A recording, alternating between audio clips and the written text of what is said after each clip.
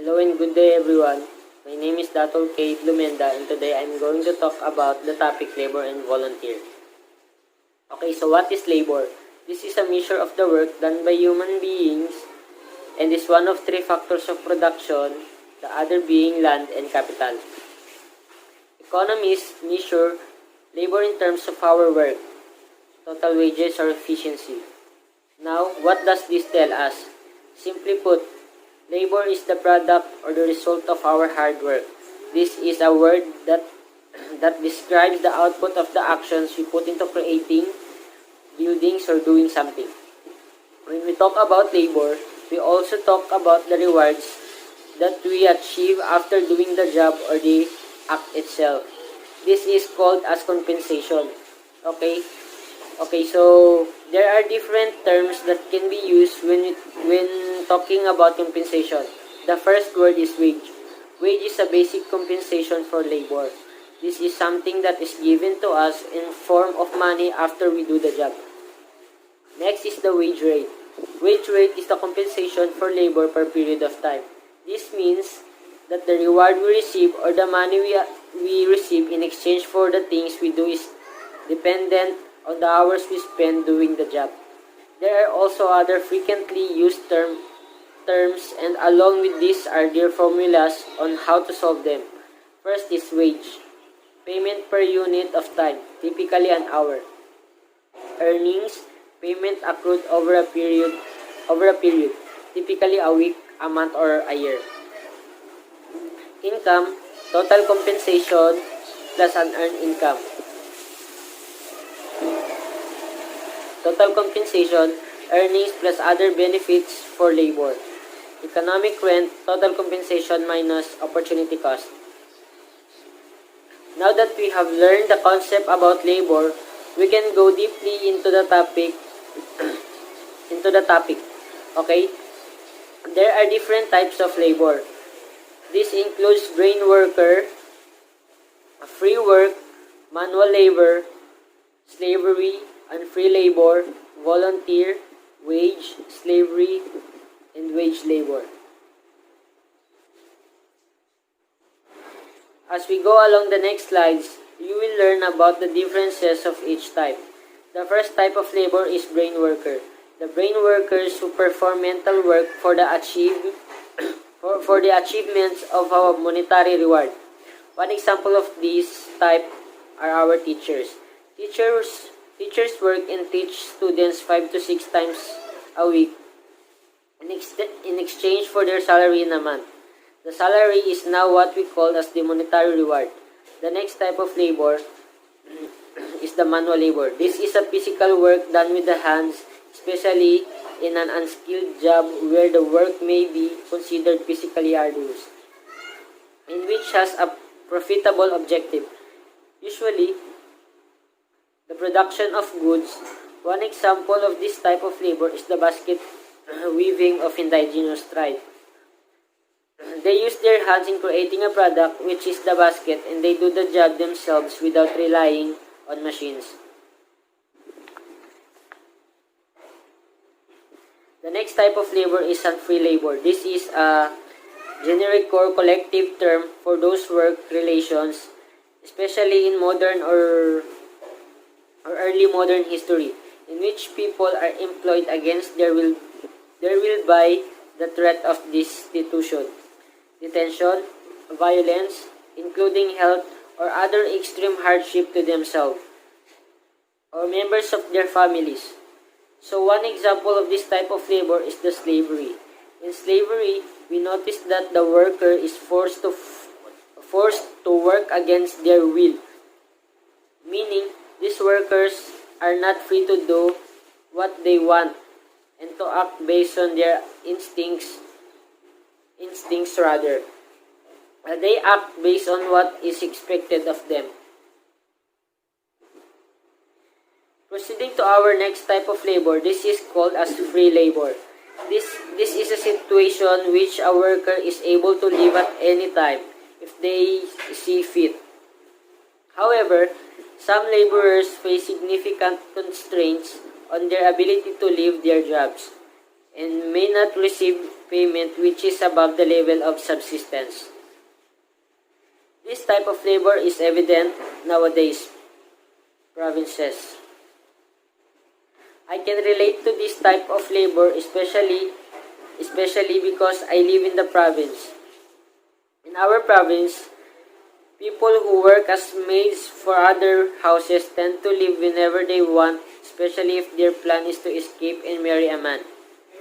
So they leave their jobs, and in return, they are given only a small amount of compensation for their jobs. The next type of labor is called the chattel slavery. This is the archetypal and best known form of unfree labor. In this type of system, individual workers are legally owned throughout their lives and may be bought, sold, or otherwise exchanged by owners. While never or rarely receiving any personal benefit from their labor, this type of labor was evident during the ancient times wherein people are sold to become slaves. So one example of this is enslavement. Enslavement of many millions of black people in Africa during the war, where they are deployed to other countries by those who captured them to be sold and work for other work, and their status as slave would usually be inherited by their descendants. Next is bonded labor. Bonded labor is a case where workers sign contracts to work for a specific period of time, for which they are paid only with accommodation and sustenance, or these essentials in addition to limited benefits such as cancellation of a debt or transportation to a desired country. One example of this type of labor is when a person does a job in order to pay off a debt that was made. For example, a family hires someone to be their maid because they do not have enough money to pay back what they borrowed. One type of bonded labor is the chukri system. This system is practiced in India and Bangladesh. It is an illegal form of bonded labor and system where female can be coerced, meaning persuaded into prostitution to pay off a debt. Although many laws has been imposed to prevent this type of system, still many people are still doing this as part of their tradition, and women are the most affected victims of the system. Another type of labor is the penal labor. This type of labor is introduced in prisons chiefly as punishment today. It is considered a necessary part of the rehabilitation of the criminal. It is also used to keep discipline and reduce the cost of prison maintenance. One example of this type of allowing prisoners to clean the field or do the laundry or even mop and sweep the prison floor. The next type of labor is the convict or prison labor. This type of labor is another classic form of unfree labor. This is the forced labor of convicts. It is forced upon people who have been victims of prejudice, convicted of political crimes, convicted of victimless crime, or people who commit theft or related offenses because they lack any other means of subsistence. Simply put, this labor is done by criminals who have greatly sinned. It is enforced by the law to make sinners pay for what they did. The best example for this labor is the British colonies in Australia between 1788 and 1868, when convicts had to undergo severe labor to pay for their sins. Other people refer to this type of labor as something that is vicious and the punishment that has no sympathy because the workers are overworked. Another form of unfree labor is what we call as the labor camps. The labor camp is forced labor given to political prisoner, people from conquered or occupied countries, and prisoners of war, especially during the 20th century, Some of the example of this labor includes the concentration camp system run by Nazi Germany in Europe during World War II. Gulag camps run by the Soviet Union. Labor used by military of the Empire of Japan, especially during the Pacific War. Today, some people believe that these camps still exist in some parts of China where Muslims prisoners are forced to eat pork and not practice their religion as punishment for their sins during the war. The last form of labor is the tract system. The tract system refers to an unpopular or even exploitative form of payment associated them with small, isolated, and or rural communities, in which workers or self-employed small producers are paid in either of these owned by their employers versus the goods, which is a form of payment known as tract wages. And the next is the tokens, which are private currency or direct credit to be used at a company store. Simply put, this type of labor talks about a type or work that does not give monetary reward as compensation but rather goods or wages. This type of labor exists in some rural areas, even in our country, especially when a person is considered as poor. Because of poverty, people tend to settle for anything as long as they get to eat and drink. Oftentimes, the workers who are involved in the system would do everything in exchange for goods that would be given to them by their employers. So next is the serfs. The serfs are workers in the form of unfree labor wherein they are bound to the land and required permission to move. They have the exclusive use of some land and or means of production, legal or strongly traditional human rights, economic security, and free time to a much greater extent. Looking in the realistic aspects, modern day where farmers who are responsible for growing and harvesting wheat on land which is owned by a lord are paying money or dues to the lord for the privilege of living on the land. Next is about trafficking. This is termed to define the recruiting, harboring, obtaining, and transportation of a person by use of force, fraud, or coercion for the purpose of subjecting them to involuntary acts, such as acts related to commercial sexual exploitation, including prostitution, or involuntary labor. Although this is an illegal form of job, some people who work in the dark aspects of the world still use this system. Oftentimes, the victims of the trafficking are women who easily takes the bait of a promise consisting of a good and extravagant life abroad. But instead, they find themselves working under sex and drugs. So to end the topic about labor, I will talk about our present situation in terms of it. So the International Labor Organization estimates that 12.3 million people are victims of forced labor and more than 2.4 million have been trafficked. 9.8 million are exploited by private agents.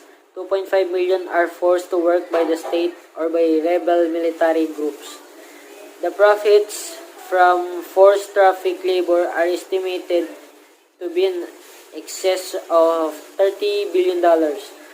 With this data on our hand, we can see how jobs are distributed worldwide. As a reflection to ourselves, this data opened our eye to the truth that a lot of illegal and harsh labors of people are still prominent even after all the advancements made to our society. This data tell us that many of us are still suffering and some are very lucky to still have jobs that are considered legal and pays monetary rewards. As a conclusion, in our labor topic, truly there are many types of labor in this world, but we must be cautious to find the right types types for us that would make us happy and contented while doing our jobs. Okay? So for our next topic, this talks about volunteer. Volunteer refers to a person who serves in a community primarily because he chooses to do so. In reality, we can see this when students chooses to participate in a cleaning program for the environment or in the subject NSTP where students help out in the community. Now, I will present to you the reason why we volunteer. So first,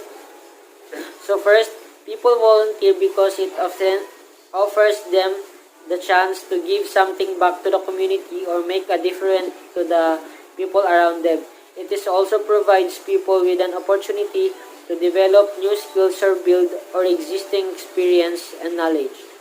Okay, so there are different reasons why we volunteer, and here are more specific ones.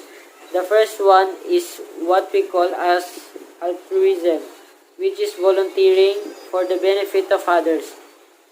Most people argue that there are no purely altruistic volunteers.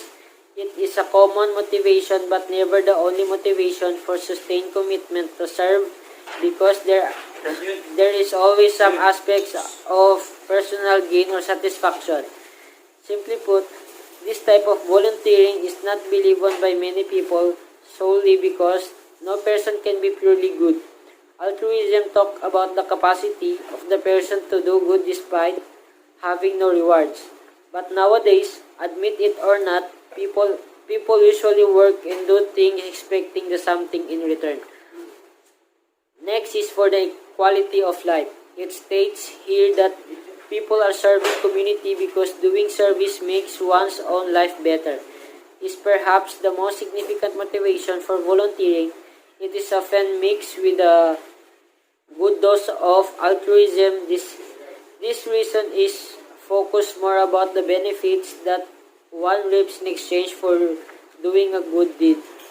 One example is planting a tree, wherein people volunteer to make the environment a place where people can breathe fresh air and relax. Volunteer is also done by people as a form of giving back. Many people have in some way benefited from the work of an organization or more generally, and volunteer to give back.